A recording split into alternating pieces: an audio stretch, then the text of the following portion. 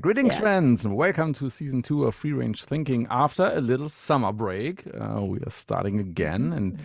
join us in our cozy recording caves and dive into some interesting topics and rabbit holes around the topic of neurodiversity with us. Ask us questions and share your stories, or get on the show as a guest, which we have one today. But first, Yay. I'm Alex Carl, and there's. I'm Sharon Lee, and every week we serve up a delicious buffet of neurodivergent topics, discussions, questions, and explorations around the subject of living as a neurodivergent human. And we enjoy talking about and celebrating how people like us can not only thrive in today's world, but prosper, because the world desperately needs neurodivergent humans to bring real transformation and evolution to mankind. We are the keys to the shitstorm of a one-size-fits-all world, and that is no joke. That is no joke. And the Wow. question for today, the big question is, can scorpions smoke?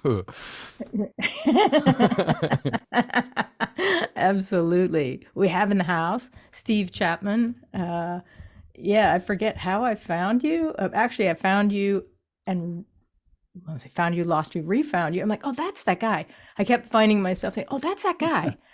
And so I'm absolutely delighted to have you here because I don't meet many people who operate on an intrinsic motivation level anywhere near how I do. So I'm like, I've got a million questions around that. Oh, good. Well, thank you so much for having me.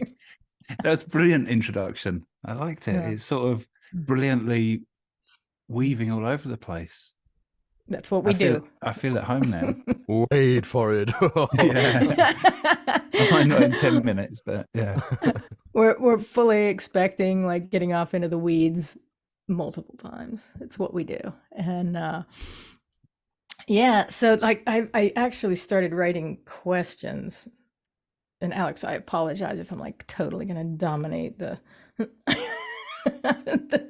No drilling of our problem. guests, the drilling of our guests. And um yeah, I guess let's start on the extrinsic motivation, because I mean you're definitely on the same page that I am. So it's like, how have you always been that way? Have you always been connected to it, or okay, I'll stop there. Or else it's going to be a 3-paragraph complex question. Yeah. So do you mean like why do I do stuff? Well, I Yeah. know for a fact that you do stuff because it's fun and kind of just because. And so I love that because I don't meet many people that do it that way. So like, have you always done that? And when, Yeah. or if you haven't, when did you start doing it that way? I think it's like a sandwich, like an adult sandwich. That sounds blue, doesn't it? It sounds like a triple X thing. But what I mean by adult sandwich is like, as a kid, I always did that. I remember like having a weird little keyboard when I was about 6 and making up songs on it, and then I'd play those songs in school. And they probably only had about 4 notes in them. And then I wrote like little plays and weird comedy sketches for assembly, sort of age 8 or 9. And just had a crazy, weird imagination. And then going to secondary school, so high school, that sort of all got, I guess it was a two-way thing. I decided that wasn't what people wanted, so I dumbed it down. And then school responded by only rewarding the opposite. And then I went into the world of work. So it's sort of that I lost touch with that for a long time. And it's probably only in my, I don't know, early mid-30s I started to reconnect with it.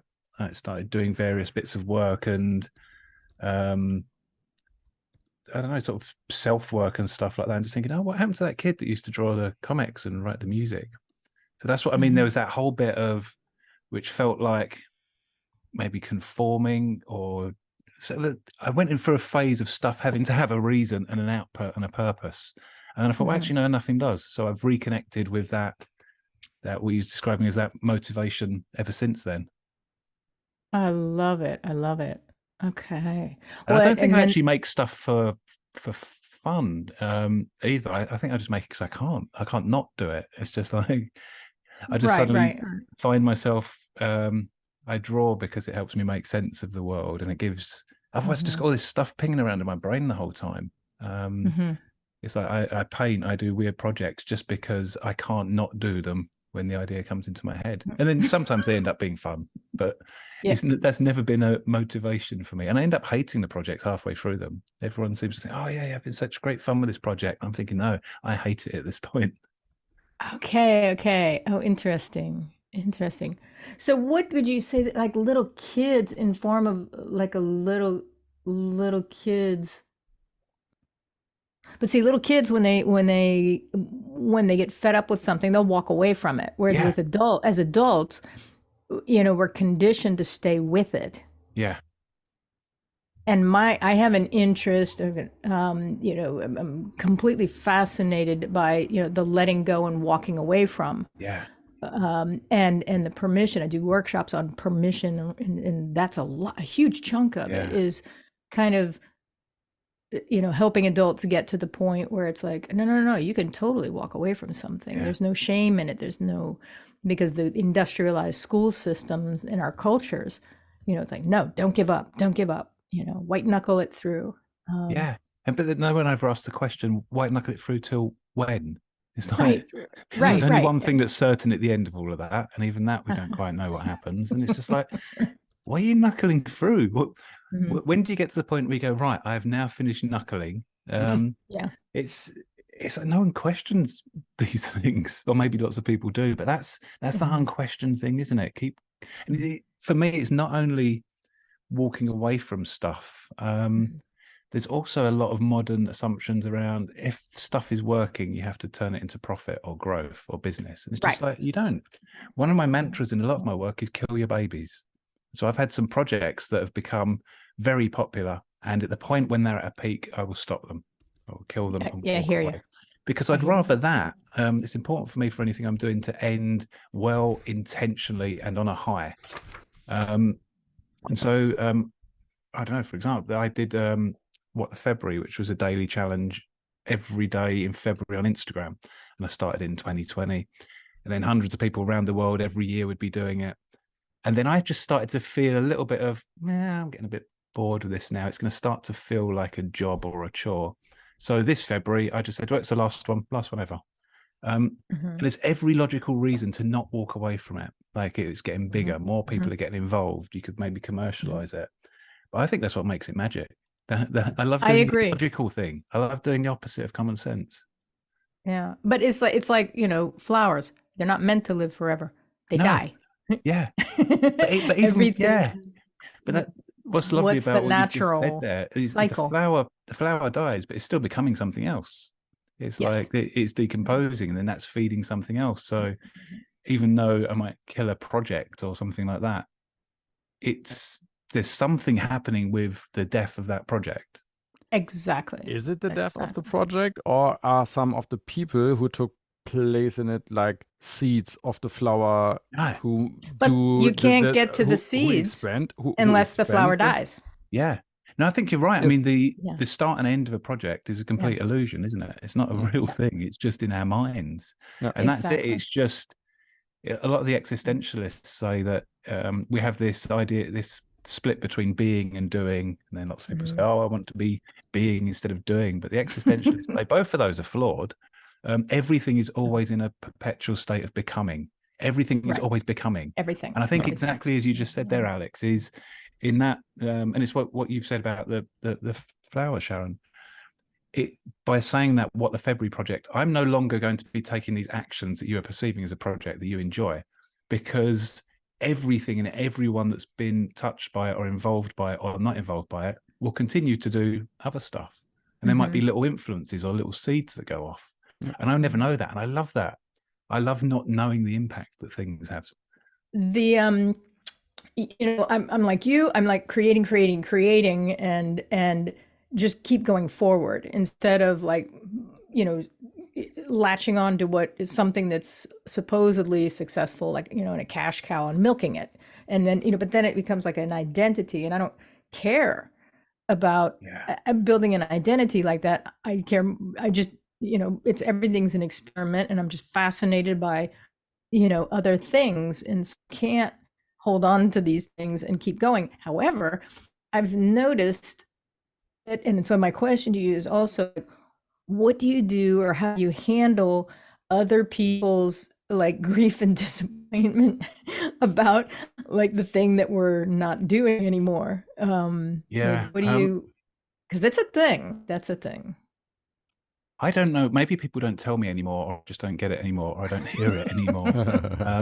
It's almost like, yeah, that's a really fascinating question, because I've not thought about that. I mean, I think people have given up me unsolicited advice about stuff, which is one of the things that really frustrates me. Is like someone saying you should do this, or you can turn Okay. it into that. So how did you get them to stop doing that? I don't Everybody know. does that I to think me. I just ignored it, Yeah. and then eventually everyone's given up. But the other side of it is, it's like I'm like that. I don't want to have an identity associated with something, or have the thing, because then comes the worry about the thing as well. You become attached to the thing, and it's like this whole thing about copyright and IP comes in. It's just like, no, I'd rather be something else. But the flip of that is the world's programmed the other way, so it makes it much more difficult to exist. And I say that having a home and a roof and enough food and stuff, but it's yeah, it makes it much more of a struggle financially to exist like that as well. So it is always tempting. It's always thinking, oh, why don't I just get a normal job again? Because I had a normal job straight from school. Why don't I just get a normal job again and pretend none of it? But I seriously couldn't do it now. I think my soul would suddenly start crusting over. Okay, it's interesting.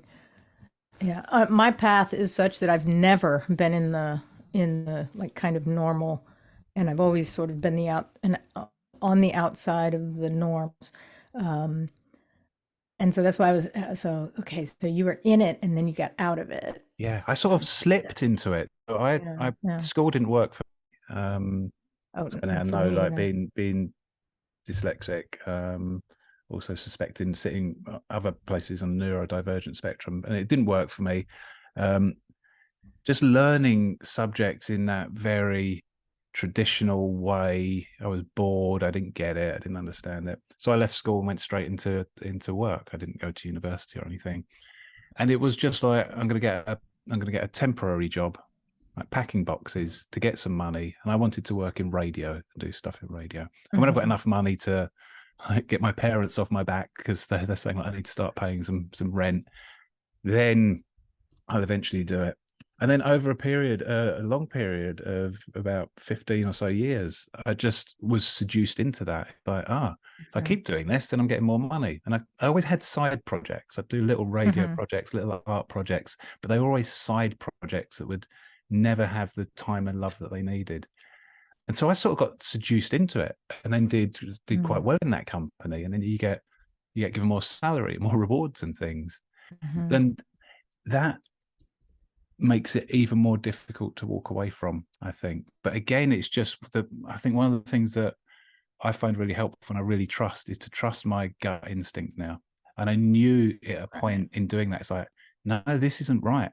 I still have these arguments between my head and my gut. My gut say, no, this isn't working. You got to walk away from it. And then the head say, no, but think of this and this and this, and here's all the logical reasons. But every time I've trusted my gut, it's been difficult and often painful, but it's sort of new things come from it. So I think I got seduced into that world, and I found it a very seductive thing to be in, because but at the same time, I've more and more felt like I didn't fit in. And I think, as I've said before in interviews, I think it's self-doubt kept me in employment for that long. It's like, this is the best I'm going to get in life, so it's too scary to walk away from it. And it is scary. And I do wonder. Not everybody has the stomach for it. It's the high level of risk, that it takes to, call your own shots and stand outside the norm. It's not easy. and it's not for everybody. And yeah, and I don't know how to because people say I want to do that, and I don't have the answer No. of how to do it, or who should or who shouldn't. Yeah. But there are muscles, and I've come to notice kind of a pattern that neurodivergent humans, that we tend to naturally have developed muscles that we can withstand Right. Okay. the particular type of risk, that and the cultural, standing outside the cultural norms. And of course, if depending on what we're doing, in the swim lane that we choose, or swim lane of experimentation or creativity, some pays more than others, some doesn't pay at all. So it's a thing of, how do you pay the rent? And so there can be a lot of anxiety that comes Yeah. along with that. Well, Yeah. Well, I also find I'm really interested to hear more about the patterns that you notice in neurodivergent thinkers, because I'm certainly, my dyslexic traits is I'm a natural improviser, because the same with most dyslexics, you see connections between things that aren't necessarily there, and that means that jumping into a void, I'm confident that I will make connections in some way that will ultimately be helpful. And I think Yes. that improviser's mindset of, okay, well, what's the invitation here? Well, what's the pattern I've not yet spotted? I find that really helpful. And it means that as soon as I stop panicking, something will emerge. It's like, I ended up house sitting for like almost a year last year, due to personal circumstances, and there's certain things in that. I mean, that felt like going off the edge of a cliff. It's like, again, I had a home. I wasn't homeless, but I'd find somewhere to house sit, and then the time would be running out. It's like, I've got 3 weeks left. I've got 2 weeks left. But as soon as I stopped panicking, tick, yeah, as soon as I stopped panicking, it's like, oh, there's another connection I haven't made. Here's the next place to sit. And it's I guess it's a really an embodied practice, is that being able to sit with not knowing, and it be deeply uncomfortable, but to not panic within it. Something will present itself. Yeah. And it may not be the ideal that you want, but something will always present itself. And I wonder if neurodivergent humans have an ability. Not everyone. I'm not saying that at all. There's certain traits that, if we're allowed to operate in our natural mode, that happens. And that's what I wasn't allowed to do at school. Similar to we said before we started recording, that idea of show your workings. I don't know what they are. I have no idea. So I can't show them. If I knew, I'd show you, and particularly with things like maths, or even with art. It's like, show your workings with art. I don't know what it is. Yeah. I'm often asked, what's your process? What's the recipe for that paint that you mix? I'm like, oh shit. Yeah. I just did it. It's like in exhibitions. I had an exhibition recently, and I sort of sit and listen to people talking about the work, and they're going, oh, this is what I think the artist, and they didn't know that I was the artist. This is what I think the artist is saying. This is the meaning behind this. And it's like, well, I didn't know that, but that's great. I don't have a process. Well, I do. I start making a mark and then go, oh, I wonder what that's going to be. And then it will turn into something. Right. When I was in my early 20s, and I was putting together my own shows, and doing them in like not abandoned places, but empty places. And I would contact people and go, hey, I noticed this is empty. Can I, do this? And now they're called pop-ups, right? And so I was doing this, and then talking my way into certain places to show it, and pulling together a bunch of stuff that I was working on and doing it. But I loved walking around and not saying who I was, and hearing people talk about it and the projections that they put on it. And this is where the beginning of noticing the patterns of kind of what I want to say average people struggle with. And again, it's this, of course, the self-saboteurs things. And I was like, oh, that's interesting. But they would say, and I do a lot of stuff with animals and blends of animals and humans or beasts or, things. And so that you don't quite know. And it can be anything, or nothing. But a lot of things are, it could be lizards or snake shapes or something, and or squids, and because you could do anything with them and put them in any shape, and people would say in flying forms and things like that, because then you don't have to worry about stuff. It started off being like, you don't have to worry about where to put the shadows if they're standing somewhere. If you put them flying, well, then nothing's around them. Kind of, it was more of a technique thing instead, I guess, but it felt good to make flying things flying things that shouldn't necessarily fly. And I remember people saying, wow, is that the snake? Is that the thing of the good versus the evil? Or look, that's what she means about it. And in interviews, they would ask, for like a newspaper article or something, and I would be like, and I knew that, okay, I know what they're expecting me to say, and just saying, well, because they're cool, ha ha ha. It's like not the artistic thing that they're looking for, but it literally is that. It's nothing simpler than, I like it, or it's fun, and it's I like the form. It feels good. I don't know why they came there. That was just what I put on there that day. Yeah, but it's like little kids. Little kids don't necessarily start off with a plan. So I've tried to, actually, it's not that I've tried to do it. Right now I try and explain it and help other people get into it. But there's a thing of sharing how I ended up this way and why my muscles are developed in this way. And it's like accidentally retaining the connection with the childhood self and creativity. I don't know why, I've got some guesses, but I don't know. But it's the thing of, I could tell people want a piece of it, or, they want to be able to do that. But your thing about resilience, the creative resilience thing. So everybody needs to go watch that, watch it and listen to it. It's phenomenal. And we'll put it in the show notes. Right. Yeah. But you touch on it. So it's like our paths are like so parallel. It's crazy. Yeah.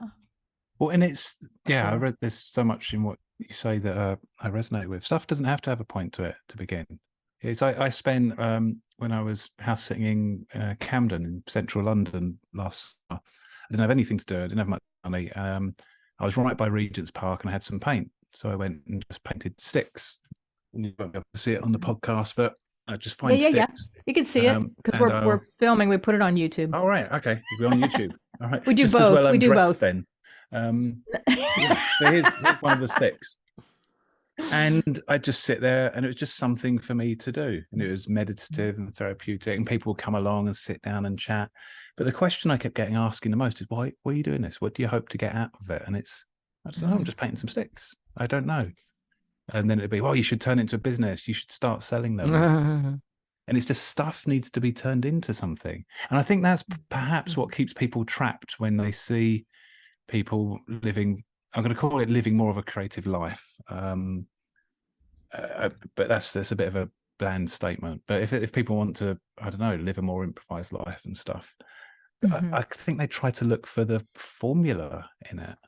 And there we have a new seed, because I know my daughter, she loves collecting sticks and stones when we are outside. And next time I have to take a backpack with me with some colors in it and just start painting them outside. And what's lovely, the stick tells you what to paint on it, because it's got bumps and shapes, and you just start. I started running stick painting workshops at a festival, and I couldn't get rid of people. People kept coming and coming and coming, and I go into the forest and find more sticks. They're never sticks that are chopped off a tree. These are ones that I found on the floor. Yeah. And then more and more people kept coming and just spending ages just painting. So yeah, definitely do that. Without any purpose to it. It's just a ramble. Oh, I love it. By the way, Alex has a really cool daughter, and they've got a really cool relationship. I want him to send her here for like a camp, like send her to me for like a week or something. Yeah. I want to play with her. she's, and she's like 7 now. How old is she? She's turning 8 in December. Turning 8. She's so cool. Yeah, nice. Yeah. Yeah, I draw a lot of parallels because of her. We got her into a Montessori kindergarten in our Montessori school. I often see those parallels or those opportunities that open up in this Montessori method, where the kids just can do something without the purpose and just see what's coming out of it, or projecting something into a painting. Or last week she brought home like a sheet of paper, and then she cut out a lot of colorful stripes of other paper and just glued them on me, and then she said, "Look, this is a sculpture of me." Cool. Okay, tell me more. That is things they are allowed, or they are possible to do there. And on the other hand, they give the kids the freedom to explore the topics that they are really into, which makes even teachers sometimes and a lot of parents really nervous because like, oh, they are in second grade now, or they almost finished second grade, but they can't read really well, but they are really stellar in math because they're just totally full on focusing on math. And then you can often observe that the reading comes like in 2 weeks. And suddenly they can read perfectly. Yeah, because it lets them discover it. My daughter's 16 and just finished secondary education literally last week. And it was through her dyslexia diagnosis that I started to realize, oh, that makes a lot of sense for me too.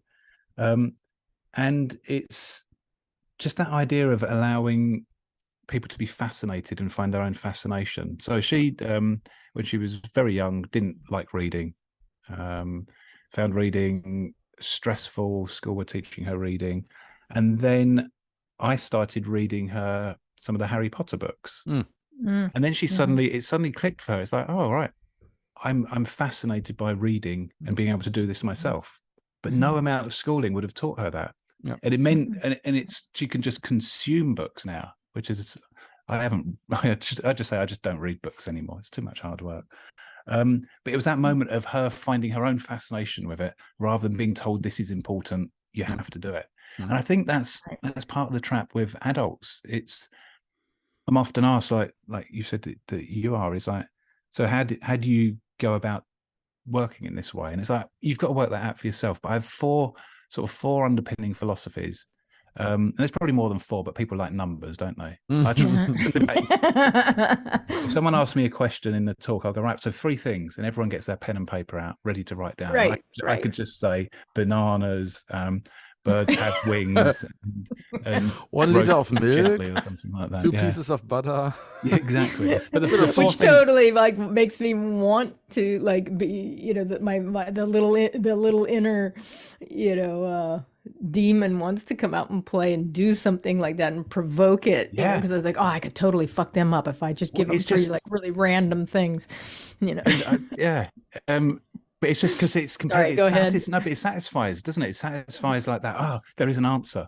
But the 4 things I'm often saying to people is the maybe 4 things to be curious about. 1 is to be fascinated, to work out what fascinates you and be utterly fascinated in it. And it's not interested, it's fascinated. Because if you're, and it has to be that type of fascination that you'd run across a busy road or swim across some shark-infested waters to do. And that's your first job, is to be fascinated. The second part is to open windows into your world, so people can look in and see you being fascinated. And that's the trap with things like social media and the internet and marketing. Is I never create stuff for social media. It's just a window into to look in and see me being fascinated by stuff, and that changes that relationship. And it's that whole, I learned it from Keith Johnson, a theatre director. Interested people are interesting. So if you're fascinated, people are fascinating. So if you're fascinated, open windows into your world. People that are fascinated by you will keep looking in. The third point is learn to live below your means, because this is the opposite way to how the world works, at least the Exactly. Western world works. So if you want to live this way and have loads of nice things and lots of disposable income, it's not going to happen like that, probably. And then the fourth one is hang out with weirdos. Find other weirdos to hang around with. Hang out with the outsider. If you want to learn about playing the piano, go and find someone that's self-taught the piano. Or if you want to find out about art, go and hang out with an outsider artist. And I think those four things is like be fascinated, windows into your world, live below your means, and hang out with weirdos is a good start. And it's also a good test because that is really unsatisfying guidance for most people. Exactly. And if it's unsatisfying guidance for you, then perhaps it's not for you. Well, it's also the thing of somebody isn't ready yet. Yeah. Because when I do the workshops and the retreats and I'm getting ready to launch this thing, a year-long program, first one I've had for a year long. I don't even know if I'm gonna like it. Yeah. But you know, I'm still going to do it. But I think I can do it in a way that I would like it, and it's going to be fascinating for me. And that is a word I use. I want to say way too much. I'm going to change that now because normally I think way too much. I'm going to change that now. But it's the languaging that I put around it. It's an absolute filter. And the people who are going to be attracted to it are going to want to come hang out with the weirdos. Yeah. And it's the people like, oh, I want to go to that. And then it just as easily filters out the people who just aren't ready for it. And so it's effortless. I always end up with a really cool group every single time. Yeah. Well, it creates effortless communities. And I had that recently. So the What the February project that I spoke about on Instagram, I killed it and I turned it into a book. And I launched this so it's all of the challenges from What the February. And I did a book launch in Covent Garden in March in central London.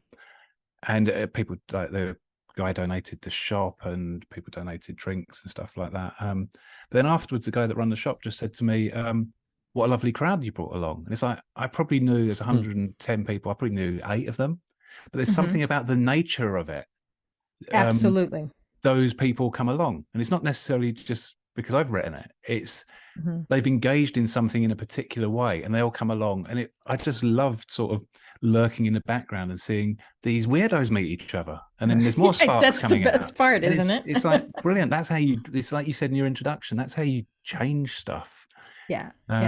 Get groups of outsiders that are fascinated by something, fascinated enough to take risks and experiment with it. Something will happen. And people who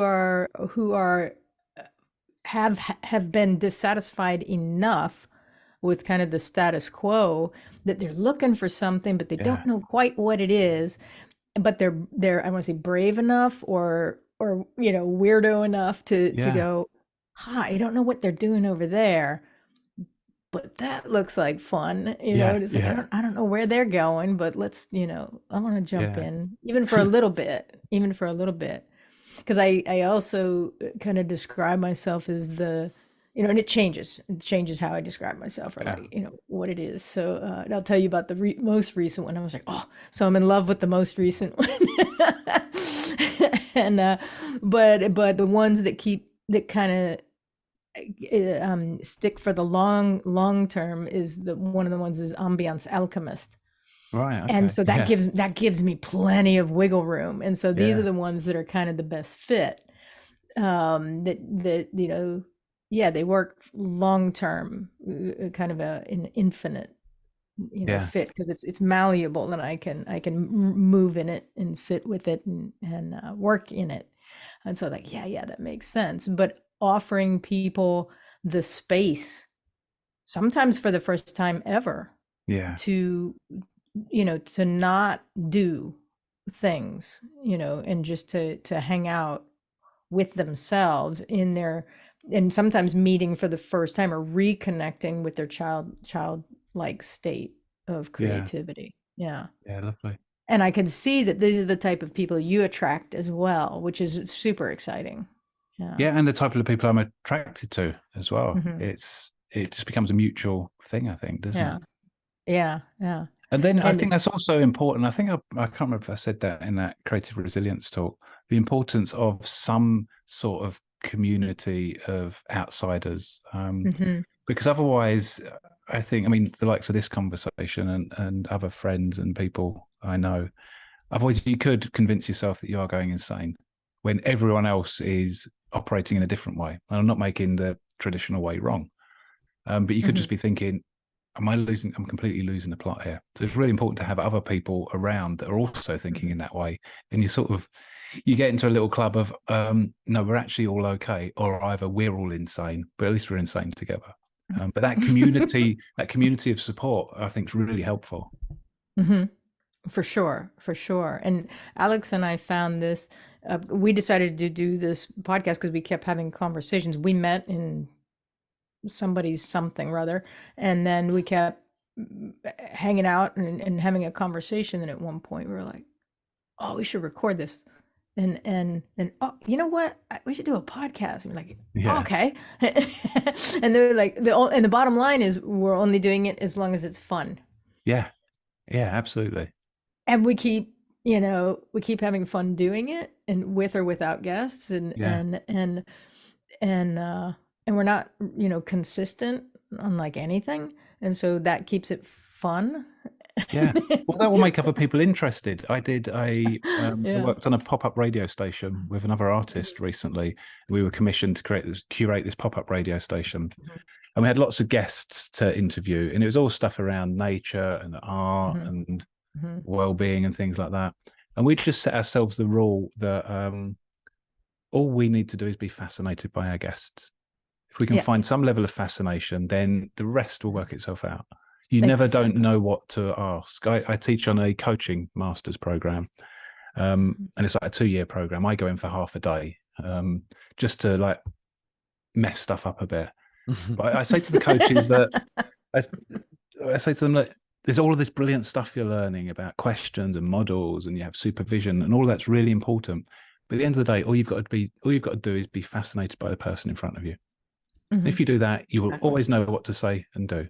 And then occasionally people go, well, what if I'm not fascinated by them? And then it's, well, they shouldn't be your client or spouse or friend. Exactly. Doesn't mean that you're wrong or they're wrong. But that's that word fascination is, you ask people what fascinates you. Like, you imagine that at a dinner party, like, so what do you do versus what fascinates you? It takes it to a different place.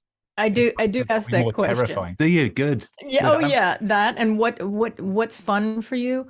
Right. What makes you laugh? What makes you laugh? Like, and I was even going to ask you that. And so some of my questions here. Where's the one that? What provokes your laughter without fail?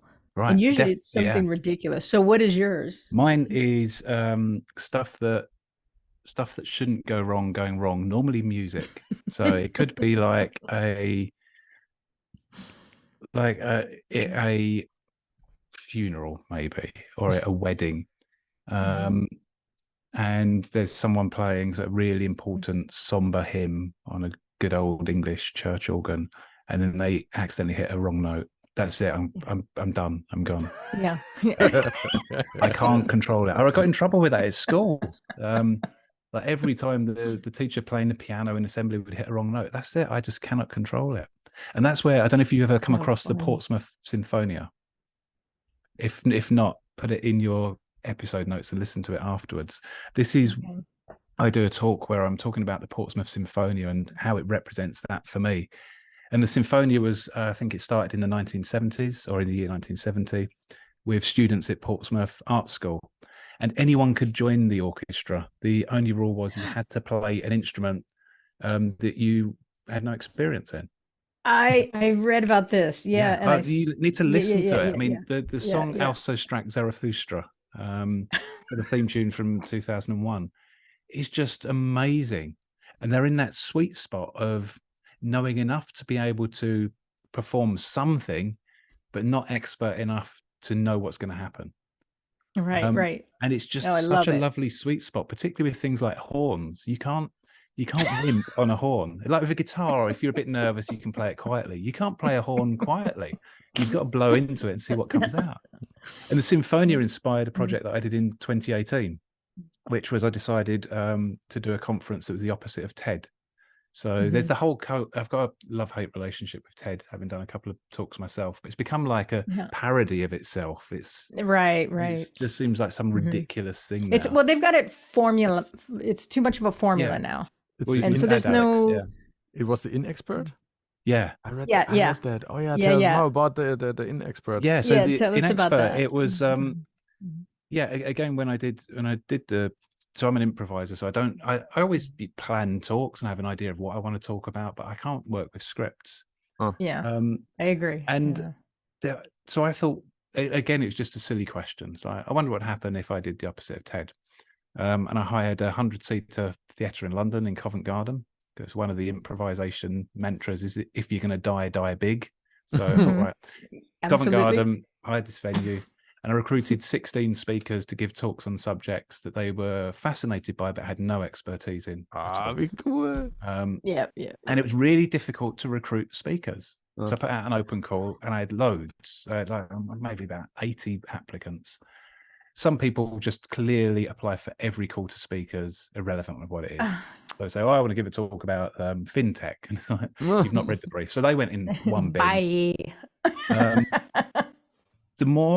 The more fascinating bin for me was those that wanted to come and talk about not knowing. They wanted to come and talk about the importance of not knowing. It's no, I don't want you to talk about it.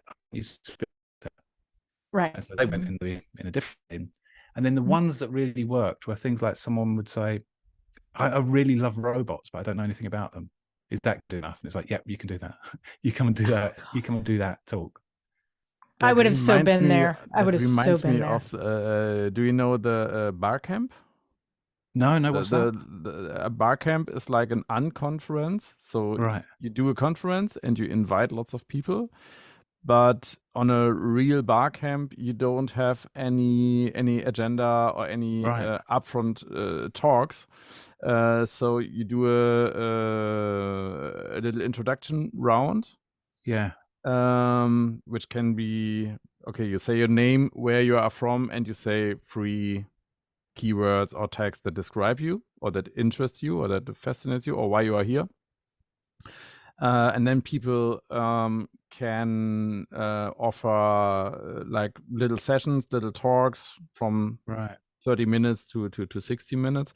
And they all got with paper sheets on a wall, and get sorted into different rooms of different sizes, because the moderators ask, okay, we have this talk here, how many people of you would like to go? And then they raise hands.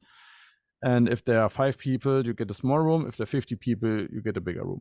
And in my experience, the most interesting sessions that I did or that I went to were like, okay, I want to do this or that project, or I want to know more about this or that.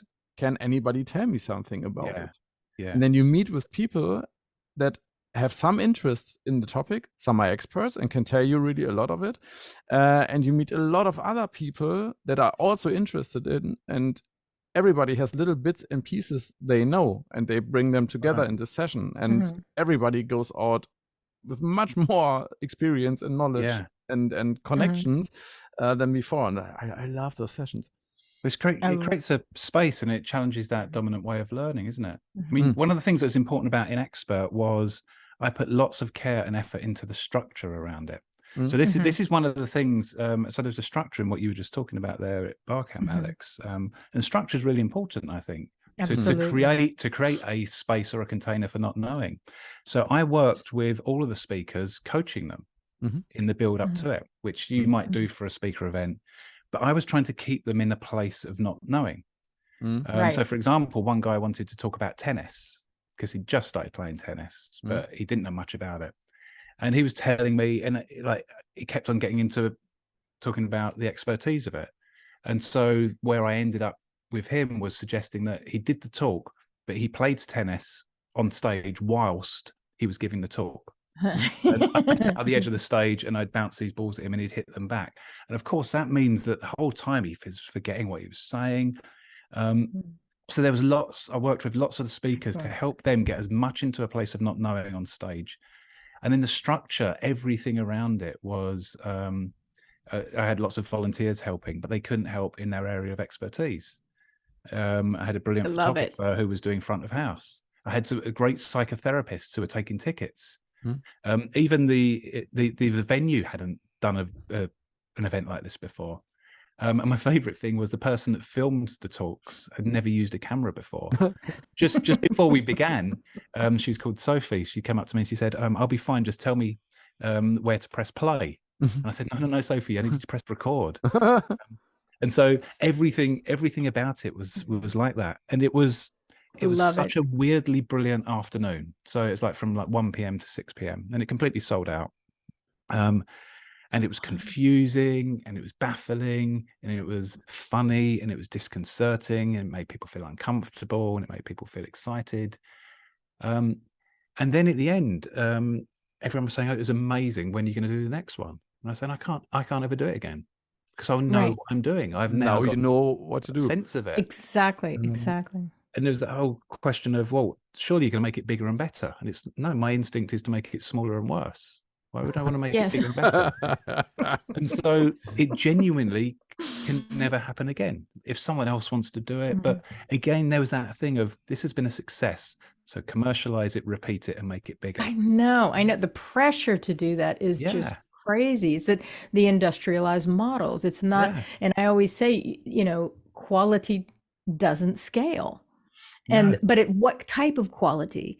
And I think for people like you and I, it's the quality of the emergent, imperfective, is that a new word? Have I, new word? Imperfective beauty of the unknown and the, it can be uncomfortable, but it's inspirational, but it is fascinating. And because if we, and this is, I kind of frame everything, and it is a mindset. And so this is one of the things, perspective is everything. That, humans are creative animals, and it's like, how can we get out of our own way and allow that to happen? So I just, when I read about it and I see, the experiments that you're doing, I'm like, I know exactly what he's doing. Not exactly what you're doing, to create that.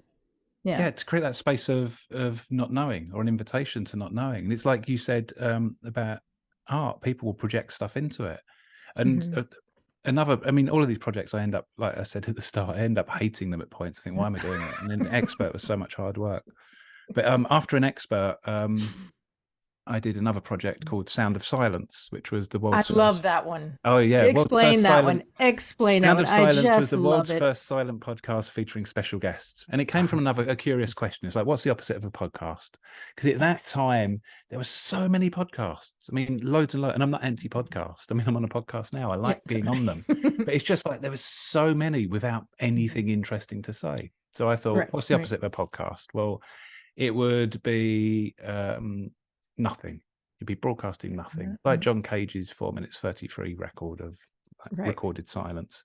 And I thought, well, what would make it even more? I mean, this is, again, it's the dyslexic monkey mind. And I was out running at the time, and it's, well, all of a sudden I've gone from this question to an idea. And wouldn't it be even weirder if I had special guests? And I recorded face-to-face with special guests. And what if I got some really famous people on it as well? And then I went back and registered the domain Sound of Silence, which was a working title. I never liked it, and it just ended up being the title. And just announced to the world that I'm going to start world's first silent podcast featuring special guests. 100 episodes. Again, I like designing impermanence in from the start. So it's exactly 100. And then I thought, and every week there'll be an episode. And then I suddenly thought, oh shit, that's over 2 years. That's a lot of work.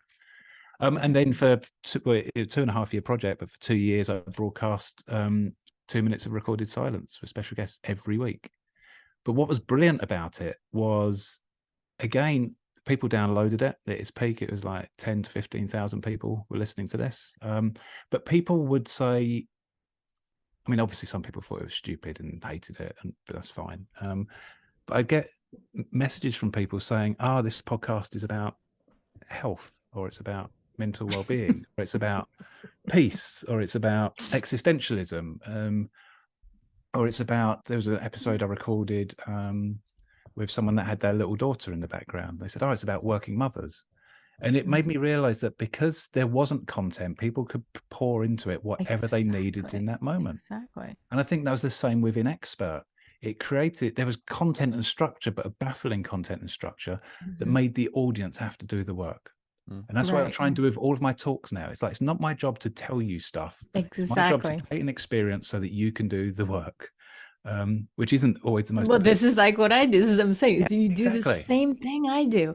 It's this ambiance alchemist thing of like you say, the opening the windows, and it's the sharing of ourselves and this crazy thing that this crazy tool that we have, and it's like, ooh, come and hang out, come and play, and it just gives people the opportunity to sometimes, like I said, for the first time, connect or reconnect with that primal state. Yeah. And absolutely. It's like, man alive, that's like, but it's not the average people and somebody in the industrial, complex. It's almost like, it's always like the fool in the kingdom. We're allowed to say and do weird shit. Yeah. Well, and it's like, I don't know about you, the two of you. I'm never setting out to do weird shit. It's just a question and think, all right, this is how to explore it. And then weird shit I love. But I do. You must recognize, though, it's like you're not doing normal stuff. Oh no, exactly. But it's like that's what I mean. I don't set out to do it intentionally, and it just ends up being this weird thing. It's like I lived on a remote island off the coast of North Carolina for all of January. Just as I was flying there, and I didn't know anyone there, and I was going to be making art for a month. And someone another artist came out to join me for the last couple of weeks. But I was on the plane there, just suddenly thought, this is really fucking weird, isn't it? It's like, how did I end up doing this? I didn't plan to do this. And it's sort of like, it's normally when I'm in it, I'm just thinking, this is really weird stuff, isn't it? How did I end up here again? But then that's that. I love that ambience alchemist term, because it's never the content necessarily. So Inexpert was never about the content of that. Sound of Silence demonstrated it's not about the content. It's maybe a way of thinking or perceiving or becoming that it invites people into that's different to the norm. Actually give you space to not know. I think the practice of not knowing is probably the most important human thing. Absolutely. And you can never get good at it, because if you got good at it, you wouldn't be practicing it. And I love that. I love the paradox of that. Exactly. Yeah. But I don't think you'd be good at it, but I do think we have muscles around it. Absolutely. And this is where I could say with the title that I came upon recently, and I was reading it from a book. It's called Rooted, and it's Lyanda Lynn Haupt, and we'll definitely put that in the show notes. And I skip around in books when I read. So some of them you can't. If it's a story, you can't really do that. But this one, it was like, so I skipped to the last chapter because it was about creating. But she had create and creature and creating. And I was like, oh yeah, you can't write creature without having the word create. That's nice. Yes. Yeah. Right. And so I was reading that one, and I was like, oh yes. And it's the kind of book where I have to I'll read some paragraphs, and then I am taking penciled notes in the margins. I am my mother's daughter, and putting little tabs in it, and then even stopping and thinking about it, contemplating, or going out and walking, or creating art. It's like this book is just I love things like that make me think and go, oh, that's an interesting turn of phrase right there. But then I went to the last chapter, of course, then I went to the beginning and started reading. But the last chapter, it was, you can't spend any time in nature. It's the first sentence. You can't spend any time in nature without being immersed in death. Yeah. And I was like, and suddenly I was like, bang, that's what it is. I'm comfortable with the death and the decay Yeah.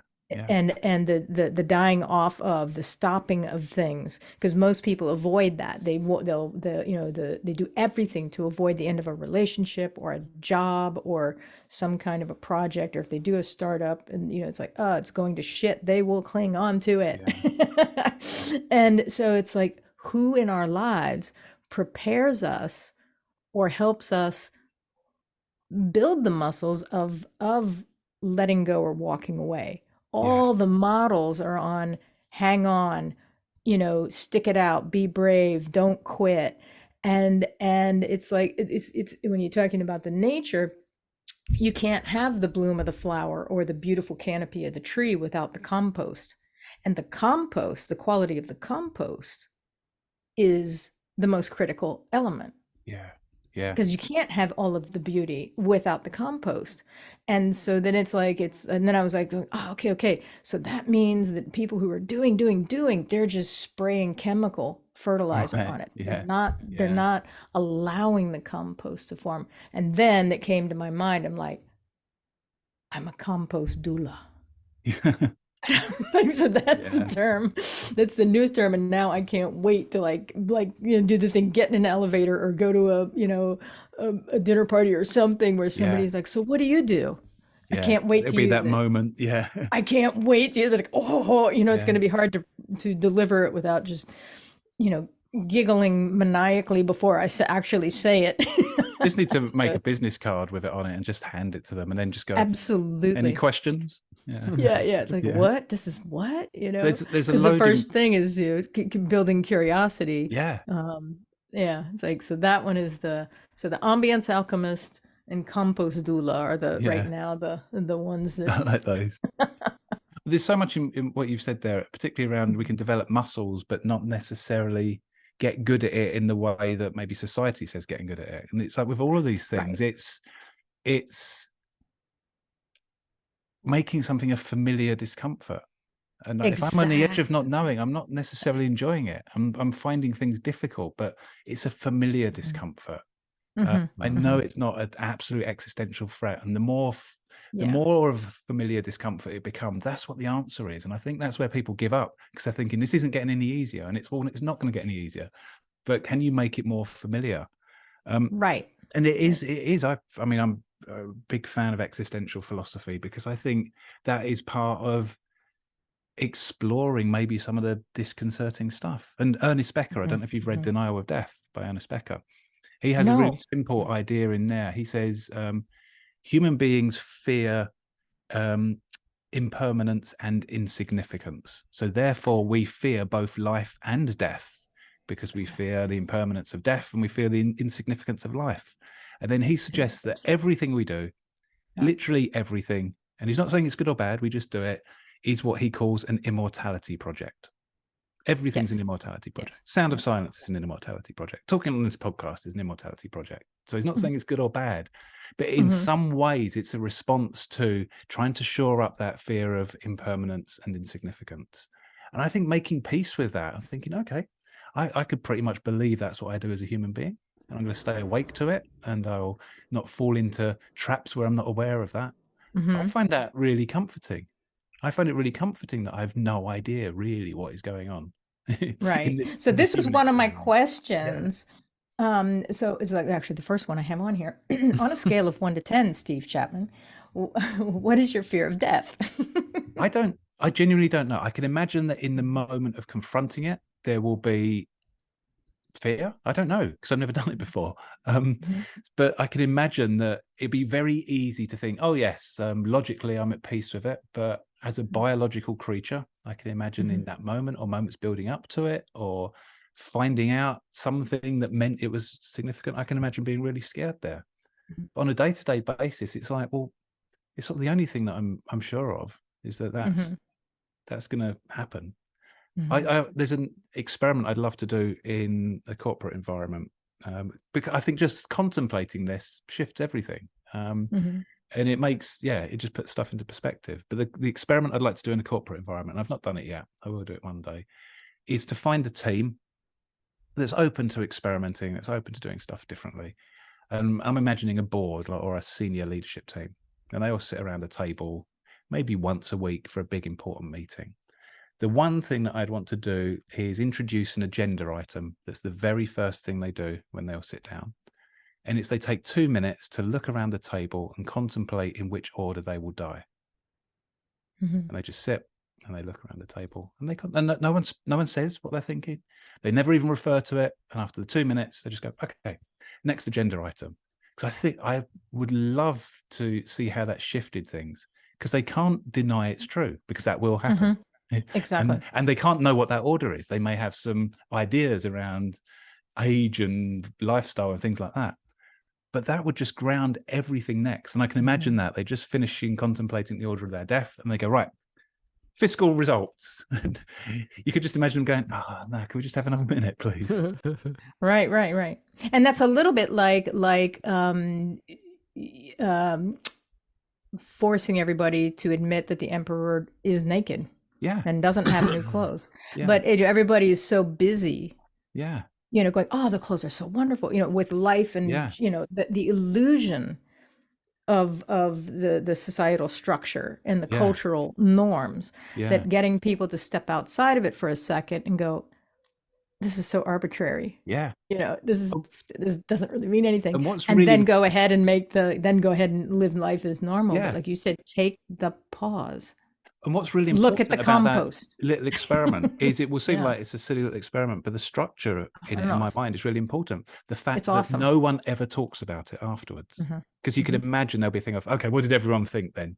Or I wonder what people might not even be doing it. They may be thinking about the washing up or something. I don't know, but that's all part of it. It's So on a scale of 1 to 10, I have no idea. I love it. I don't know. I can't even contemplate that. I just imagine it spinning around and really it is quickly and oscillating. General. Yeah, and I think of it as a it's like if you go above 10, you come out at 1 anyway. So it's like a cycle, isn't it? I like it. I won't answer one to that on all the 1 to 10 questions, but I think with that one, it is something that's important to me. I listened to a podcast called Philosophies This, Stephen West podcast. I don't know if you come across it. And I've got a long drive to do after this. And it's just like I listen to things, the way he summarizes it, and it's like, this makes absolute sense to me in a fleeting moment. And then when I try and articulate it back to someone else, it's gone. But I love that. That's what it's all about. I've learned to mistrust anything that seems too concrete. It's like the moment I feel I've got an answer, it's like, no, I'm falling into some sort of trap. Question everything. I was raised by an industrial skeptic. Right. An artist, and it's a. So what about your childhood? How were you raised? What did your parents like the family culture? Yeah, so I was born in early childhood, was in North London. Working class parents. My dad originally had a window cleaning business. So this sort of gives an idea of the entrepreneurial spirit of my dad. So he had a window cleaning business, and he tried to claim for our dog on his business expenses, saying the dog guarded his tools in the van, and he didn't get away with it. Awesome. That's awesome. And then my mum had a sort of admin typing role, I think, and then stopped working when I was born. But again, I think they were really encouraging of my weird creativity and stuff, up to a point where I think because they both left school at age 14 with no qualifications, they sort of wanted better for me. It's like, we don't want you to make the same mistakes. And then that would manifest like when we got into school around, so qualifications and studying hard is really important. Even if they didn't naturally believe it, it sort of felt like that. And so that felt like a shift. Like secondary school shifted all of that for me. And I dread like, what do you call them? Parent-teacher days. Because I know the teachers would just say how terrible I was at everything. And they'd come home and they'd be really disappointed.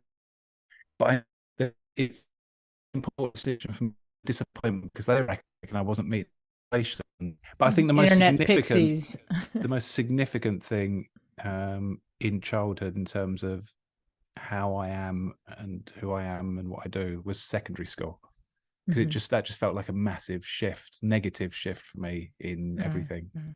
from leaving primary school feeling like I used to write stories about a character called Yappy Dog and illustrate them. This was aged like 9 or 10. And then the teachers encouraged it so much, I used to go and read them to the younger kids. And I go and read them, and then the younger kids would say, "Oh, next week." I mean, it might not have been weekly. In my mind, it was weekly, but I couldn't churn out that output now, so let alone at age 10. So maybe I only did it like 3 or 4 times, but in my mind, it happened a lot. And the other kids would say, "Oh, can this happen next week?" And I go and then I'd write the story and incorporate that. But then none of that was valued at secondary school. So that I think that was the most significant thing in my childhood, was just school not working for me. Yeah. So those seeds of that, like, were sitting in the compost for years, and then ready, and then it's just like, boom. Yeah, exactly. Yeah, And exploding. it was only when I started doing some training. I did some training with the NTL Institute, which is like National Training Laboratories, founded a lot of the human relational movement post World War II. And I did a thing called T Group, which I don't know if you've heard of T Group. It's come from the Tavistock Institute. And it was 40 hours sitting in a circle with 16 other people with no agenda whatsoever. And you have 2 facilitators to make sure that you're okay.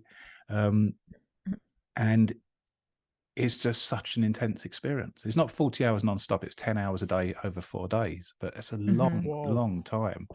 No agenda. I mean, at some point, I remember someone saying, "Oh, can I write something up on a flip chart?" And it's like, no, you just sit. The content is the process that you're experiencing. And I think that was just such an intense experience. It made me contemplate a lot of who I was and who I am.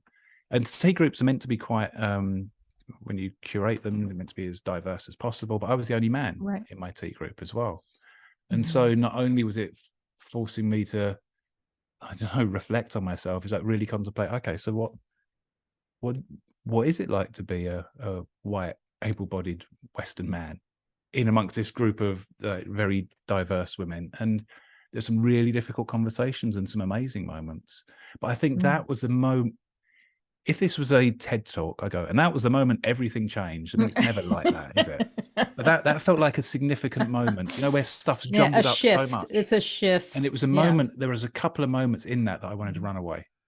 And I've learned now, and I still get it now, there'll be moments normally in a relationship or some sort of interaction where it'll be so intense that I want to run away. But that's that familiar discomfort. It's like, no, sticking with it. This isn't like a tiger's about to eat me. It's something else going on. So I think that T group experience was, if the seeds were put into hibernation at the end of primary school, that T group was when they sort of just started maybe twitching a little bit. I'm curious about that moment that you're speaking about, of that you're in discomfort. Are there words or phrases that are coming up for you that you're saying to yourself that keep you, I want to say, in the game, or keep you and say, okay, as the discomfort, what is that? And a lot of people ask me this stuff, and I'm like, mine don't help anybody. No. It's mine, and so it's I'm curious what yours are. Yeah, it's so it normally manifests in my body, and I can relate this back to experiencing maths exams at school, and being at school. These are some of the earliest experiences I have of that, and it's an experience for me. And I'll say about what I do in it to try and help. It's an experience for me of being utterly misunderstood, which I think is part of my borderline ASD traits. Is just like that intense frustration that I'm not able to articulate myself. And I'm quite articulate most of the time, but in a panic situation like that, I'm not. And it feels like it just feels like my body is on fire. My brain is on fire. My arms are on fire. My legs are on fire. But the thing that I try to do is, because I know that no logic will help at all then. So I try to breathe, or consciously breathe. And I worked a lot with a friend who's a ordained Zen monk as well as a psychotherapist, and we did work around the world together, which was lovely. And she taught me the 3 tenets of the Zen peacemakers, which are to bear witness, to practice not knowing, and take compassionate action. At least that's my interpretation of them. So that's what I try and do in those moments. That bear witness is, can I fully experience the sensations, the thoughts, the emotions that are going on right now, however unbearable they are, move towards them and just fully experience them. Knowing, not making them something different, but just that bearing witness. And then the not knowing is, and sticking with that, resisting trying to find an answer, resisting to try and run away for a little bit longer than is comfortable. And then compassionate action arises from that for me, which may just be, I don't know, it may just be not giving myself a hard time for feeling like that. I think that's the double whammy, isn't it? When you feel shit and then you give yourself a hard time for feeling shit. And it's just like, oh, hello, anxiety. Welcome back. How you doing? Missed you. Come and sit down. Let's just hang out for a while until you're feeling a bit better. Which could, I think, in, again, this world of quick fixes and life hacks, that could feel like a passive response. But for me, that's absolutely not a passive response. To be able to do that is such hard work. Absolutely and again, not. it's a muscle to develop. And the more that I've done it, the more I've learned to trust it. And it becomes a familiar discomfort. But what that helps is, I think maybe without me doing it consciously, it helps me not avoid situations that might provoke that. Because otherwise, I think maybe, again, not consciously, I might be trying to avoid those situations in life. It's like move towards the discomfort. The Buddhist idea of the obstacle becomes the path. Absolutely. For other people, that might be a most unbearable, terrible, rubbish tactic. But I find that helps for me. Is things are as they are right now because they got that way, and just allow them to be. I mean, obviously, if I'm not someone else is in immediate danger or something. I mean, I'm really good in a crisis. I've been first responder in a road traffic accident where a young child died, and that was horrible. But in that moment, I had no panic at all. So I'm pretty good in those situations. It's normally in a really personal moment that's really important to me that I find most difficult. And it is just that it's a complete overwhelm. It's complete body shutdown, overwhelm, panic. Okay. That's interesting. I love everything you're saying, and it's making me like wish my mom was still alive, because I was just, it's like, God, how did she know how to raise my sister and I in this manner? She would speak a lot about, I was raised with the concept of honorable witnessing. Right. Yeah. And what a gift. What a gift to give a kid, you that's know? amazing. And so this is the having, this is part of the thing of so you've actually given me some, what I should, things I can share with people about, like, okay, which muscles, which muscles to concentrate on. But that one, the honorable witnessing muscle, for sure. That's you don't have to do anything. Yeah. You just witness. Because something shifts then. So Claire and I, a lot of the work we did together is we facilitated dialogue around the world on the subject of difference. And all we'd do is we'd be inviting people into a largely unstructured space, and we're just holding them in a space of witnessing. So some people would be arguing, and it tended to be difference around gender, around race, around sexuality. And you can easily get into a debate, and we say, no, this isn't a debate. You're just witnessing each other's experience. And it was so painful for people to do. But I remember when we were in India, seeing Claire demonstrate it brilliantly. We were in Mumbai, but we went right off the beaten track. We were at this beach where it was just, people were living in piles of rubbish. Like the sea would come in, bring all of this rubbish in, and they'd carve a place to get out of the sun and live in it. And then the sea would wash it all away. And it just felt like such a desperate situation. And I was caught in that very Western, well, at least for me, way of thinking, right, I'm either going to run away and pretend this isn't going to happen, or I'm just going to go, can we start a charity? I'm going to start a charity to make this happen. It's like, neither of those things are really going to help.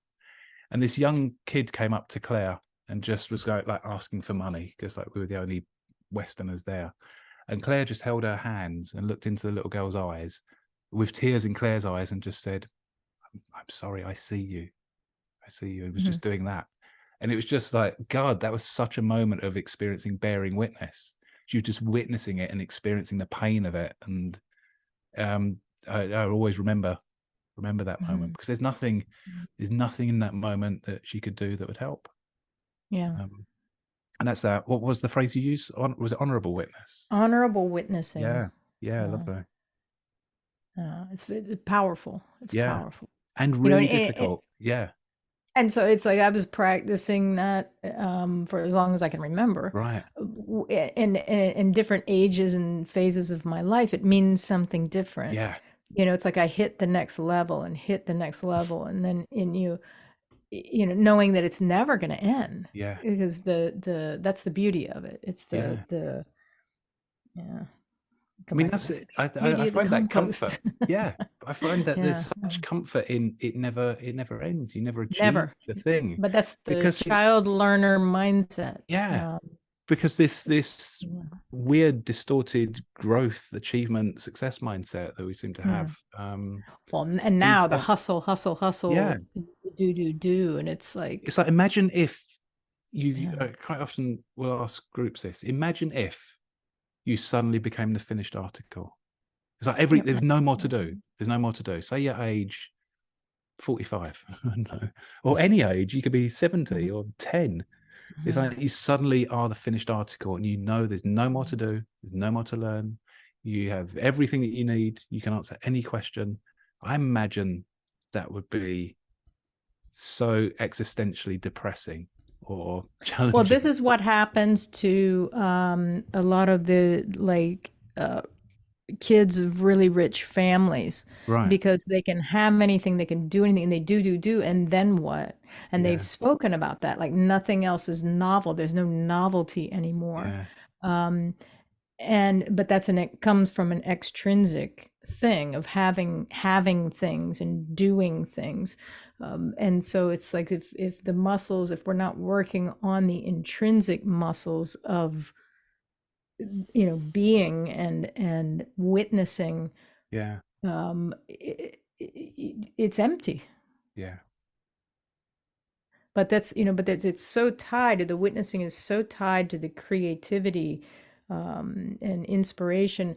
The other thing that woman that wrote the Rooted book, Lyanda, helped, and she was saying to be inspirable, and I was just like, oh, I love that. And having the capacity, because what the connotation of that is that we must retain a level of openness and childlike quality to be inspirable. And which speaks exactly to what you just said. Imagine not being able to be inspirable. Imagine not being able to feel awe and just the like wow of life and the little thing, micro, macro, and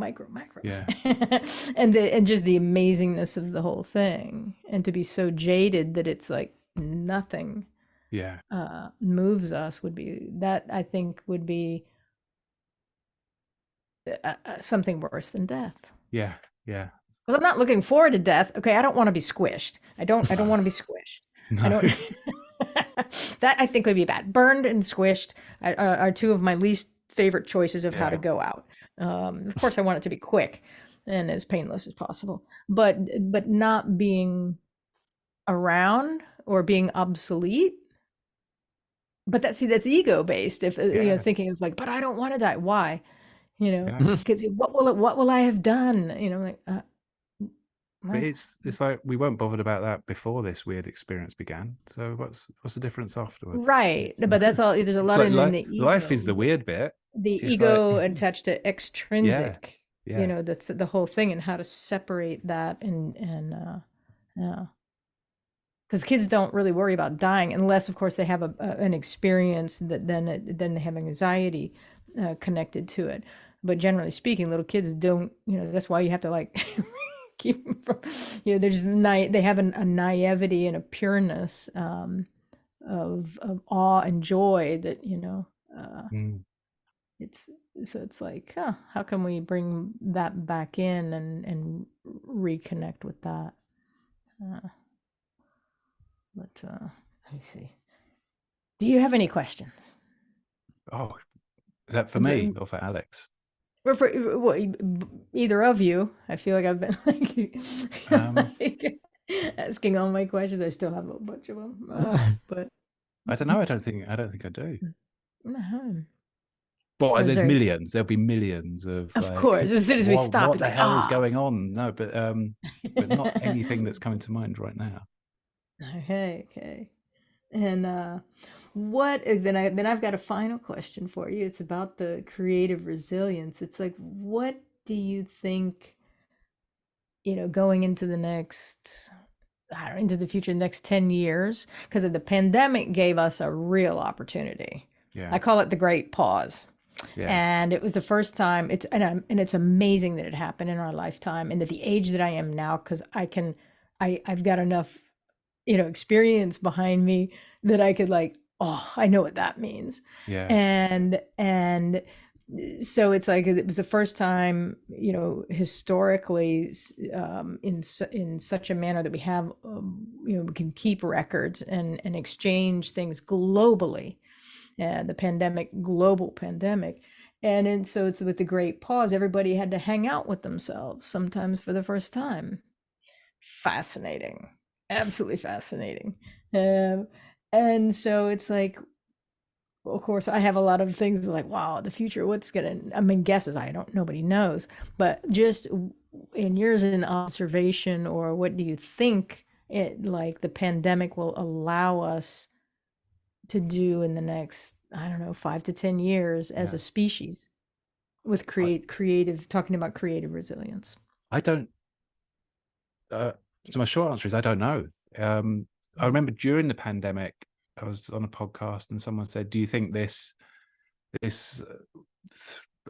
seam of creativity that people are exploring in the pandemic, do you think that will continue afterwards?" And it was really clear to me, probably not, because it's so seductive to return to the patterns that make us feel safe and secure. And again, I'm not judging that. And Yeah. so much of that potential returned back, but it would have shifted many things for people. I think one of the things that I thought about the pandemic was people weren't necessarily freaking out because they'd lost control. I think it was realizing that control was an illusion anyway. So maybe it's loosened that up a bit. But I think I genuinely don't know, because I think it's the norms of how our society operates are so seductive, and it's much more comfortable to be in that. The majority of people would gravitate back towards that. But then there may have been a few more weirdos activated during that time. It's just like they were held in it long enough that I mean, during the pandemic, I sold more art during the pandemic than I ever have and have since. And that shifted that for me. It's like, oh, this is now something that I also do. I have an online art shop, and that's carried on. So maybe just that, and I don't mean in a big conspiracy theory way, maybe just that it lurking at the back of people's consciousness. We don't really know what's going on. Control is an illusion anyway. All of this weird society we live in, it's like none of that's preordained. I often use an example in a talk, like I'll be talking about, I don't know, failure as an example. And just as a thought experiment, say, imagine if all of the human beings disappeared for 60 seconds. Like there's not a disaster, but it's just there's the planet, and then there's a glitch, and there's no human beings on the planet for 60 seconds.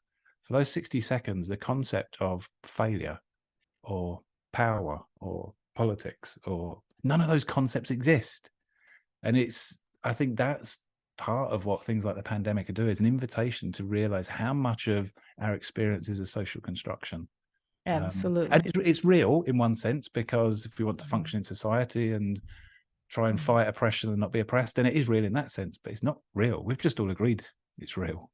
Exactly. But meanwhile, the squirrels are looking at us going, what are these idiots doing? How can they still be here? It's like, how are they? And where are my nuts? Yeah, exactly. No. So yeah, I think that's my non-answer to No, that. I love it. I love it. And it's I like the saying, a society is only as advanced as its artists. Right. And the and also that thing of artists supposed to calm the disturb and disturb the calm. Yeah, I like that. And as an artist and creative person, I think, okay, we have a job to do. Yeah. And so as a provocateur, in fact, and it's like to keep people a little bit destabilized and a little bit uncomfortable. And I take that job very seriously. That is my job, you know, amongst the other job titles that I've given myself. Yeah, there's a couple of new ones there as well, isn't there? Yeah. And but I have to say, I'm delighted to meet another provocateur in the area. No, likewise. Yeah, that makes me very, very happy, and I have faith. It gives me faith in the future, and that if we just, and it's kind of like Pandora's box.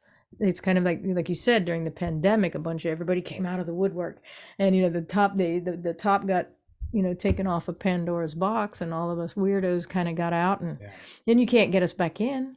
Yeah, because we've all met each other now. I mean, that's my hope for the pandemic, because even during the pandemic, and I mean, you say this is I appreciate that you're an artist that does this as well, but even in the world of the arts, there's that real normative way of how you do art. Absolutely. But during the pandemic, it was such an invitation to break everything and do something differently. And there was just a massive amount of vanilla came out, just everyone doing the same ideas, which is fine if it was inspiring, if it was helping people become resilient. But it's just, I didn't see much, but the rare bits of absolute utter novelty. So even in that, it's really difficult to escape those norms, isn't it? And that's where I think, as a neurodiverse person, or anyone with their own unique neuro makeup, is if you act on your own instincts. This is one of the things that Keith Johnson used to teach us. He'd say, don't try and be clever or original or impressive or intelligent. Your job is just to be obvious, uniquely obvious in only the way that you can be obvious. And I think if people do that, that's where you get difference and novelty. Yeah, or allowing, following our intrinsic, like you said, fascinations, and what